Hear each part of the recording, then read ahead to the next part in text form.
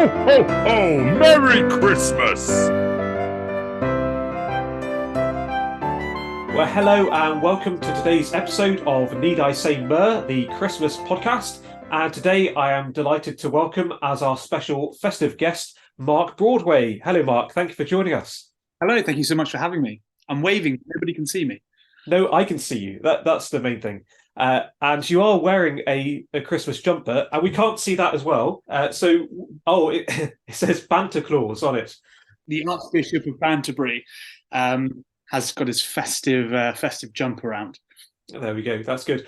But at this point, it's probably would be good for you to say who you are, because some people may not have heard of Mark Broadway. So who are you? Yeah, so who am I? Who is Mark Broadway? I'm a vicar. I live in South Wales on the coast in sunny Porthcawl, Costa del Cymru. I've been here for a few years.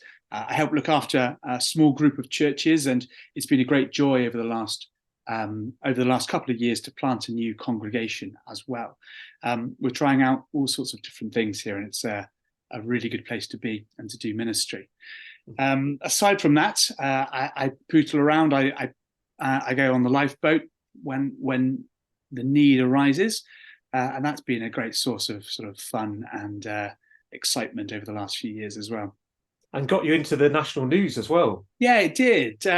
Just at the beginning of this year, my now wife and I were getting married in town, and as is always the way when you're trying to have a quiet day, the pages went off, and guests at the wedding had to sort of dash off to go and to rescue a family. It was on BBC Two a couple of weeks ago as well, on saving lives at sea. I'm not sure if we're allowed to advertise the BBC on your podcast, but as long as we also advertise ITV, Channel 4, Channel 5, and Quest and QVC. Yeah. I've not been on QVC yet, but perhaps I think you've worked well on it, Mark. You're also a published author. And your book arrived in the post today, in fact, for me, Journeying with God in the Wilderness. So you can do a quick book plug, as well as plugging BBC Two. Yeah, absolutely. So Journeying with God in the Wilderness, a new 40-day Lent devotional written with Lent in mind, but absolutely ideal for any period of time, whether on your own in personal devotions or quiet time, or with a small group. There's questions in there for daily reflection, and I've written some prayers and included those. What's great about it, though, what I really enjoyed writing it, was that it looks at the book of Numbers, which for myself, before writing it, I thought was just this impenetrable, baffling book that made no sense to me. But actually sitting with Numbers for some time and then sitting with it in the context of the New Testament really opened my eyes to seeing how God, journeyed with his people through the wilderness, and very much does the same now in our spiritual wildernesses. Yeah, and for that reason, I look forward to working through it. But we're not here to talk about journeying with God through the wilderness, although it does make the ideal Christmas present. And so we would encourage all podcast listeners to buy at least, would you say 5 copies each? I think 5 or so would be a good start. I'm sure the good people at IVP would appreciate it as well. So, yeah. Coming to Christmas, we've got some questions I'm asking all of the guests who appear on this podcast. The first question, what is your favourite festive food? So this is quite a controversial thing in my household, and it's only possible at Christmas time. Not just because one of the ingredients is festive, the mince pie, but because the second ingredient so repulses and disgusts my wife that we're only allowed it in the house on special occasions, which is blue cheese. So at Christmas time, I'm permitted to keep blue cheese in the house for the purpose of taking a mince pie, popping the pastry lid off, and replacing the pastry lid with blue cheese. And that really is the zenith of sort of human creativity, human culinary creativity. You've got it's like a cheese and sweet pickle pastry. It's amazing. Like, honestly, it revolutionized my Christmases when I began to do this a few years ago. Wait, how did you come to start doing it? Did you get the idea from someone else, or did you just start putting things in your mince pies in the hope that one of the combinations would work? But it came about after having a sort of cheese and pickle board, which is a fairly normal thing to do, isn't it? And you try your onion chutney, maybe your sweet pickle with the different cheeses, and I began to think, hold on, I'm putting a sweet chutney or a sweet pickle with the blue cheese. I've got something that's even sweeter than this, slightly spiced, and it lives inside of a mince pie. Let's be a person who's willing to take risks and see where ththose risks take us. So I ventured off to. I might have also run out of crackers. That might have also been a sort of part of the story. You need to make do, don't you? You need to make do when times are hard. So honestly, it came about by chance.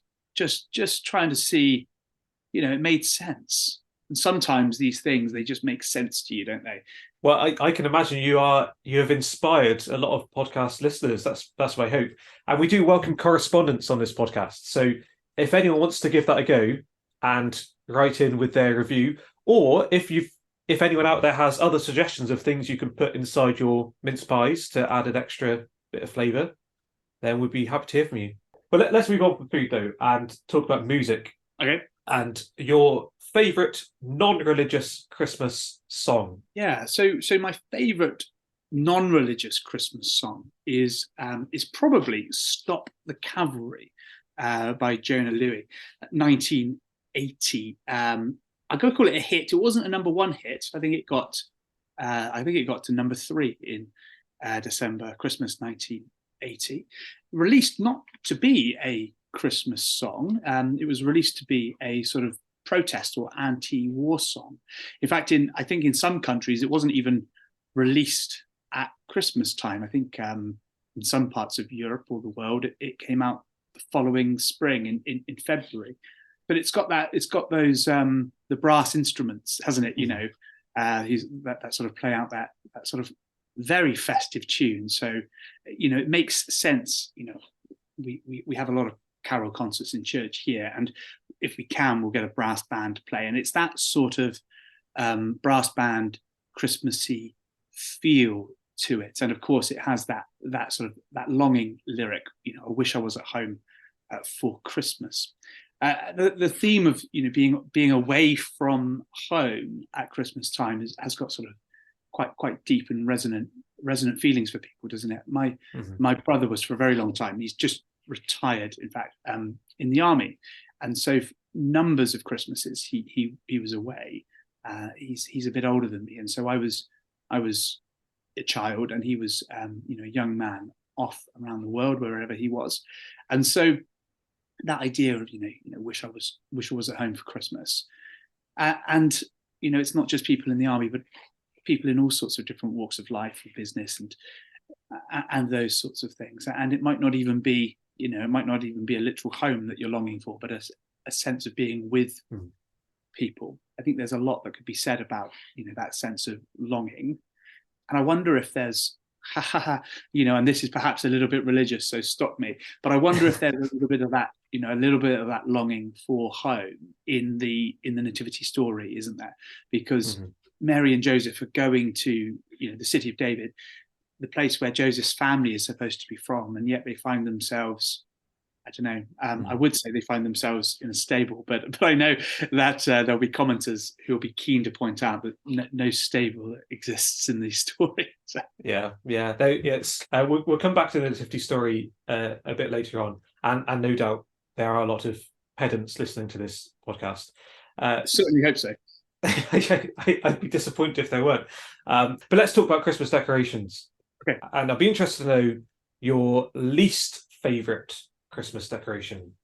Yeah, I on the whole, I really like Christmas decorations, and I even really like the garish tinsel. The more the merrier. Absolutely love it.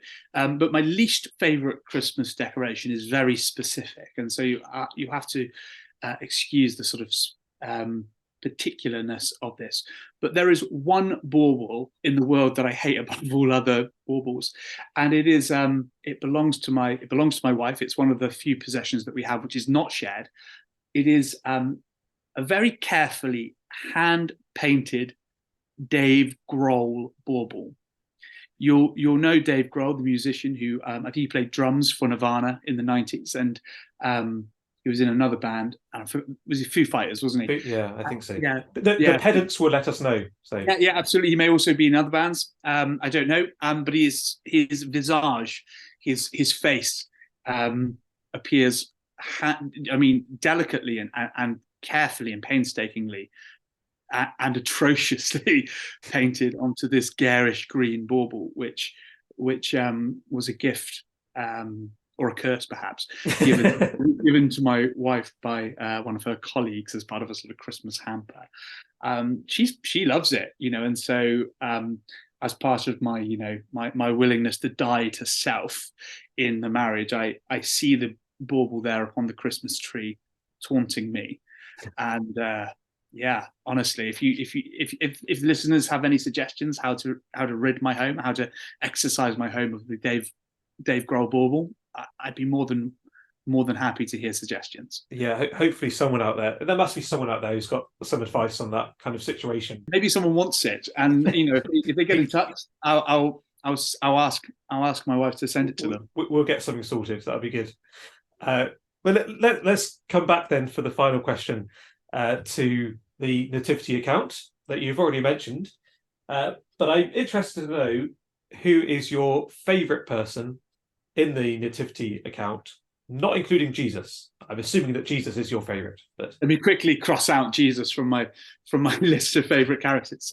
The characters in the nativity story are great, and they're all fantastic, because I think they sort of show to us in different ways different aspects of what it means to be a person, what it means to be a recipient of God's grace, or someone who encounters God. And even the bad characters like Herod do an incredible work of sort of showing us something about ourselves, perhaps, and something of our need for Jesus.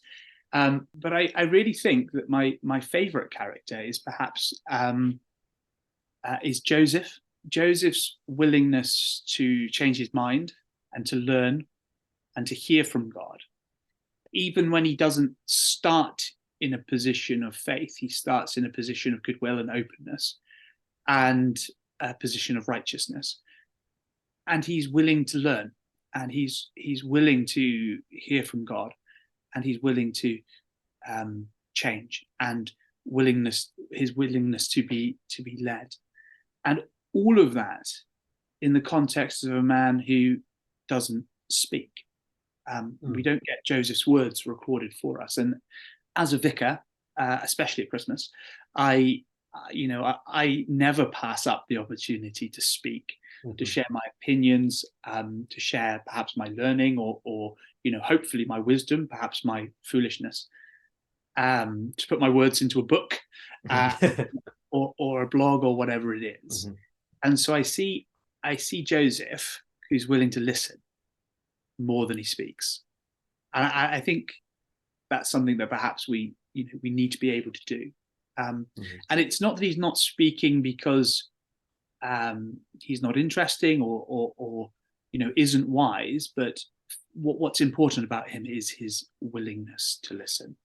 And he's not sort of credulous. He's not an idiot.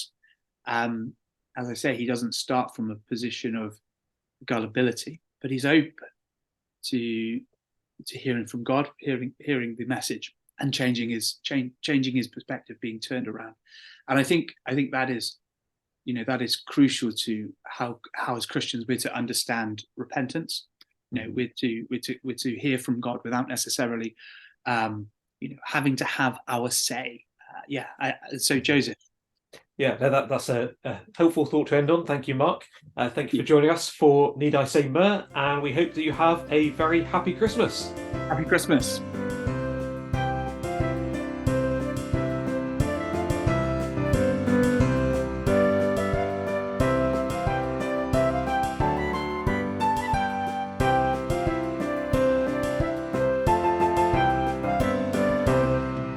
Ho, ho, ho! Merry Christmas!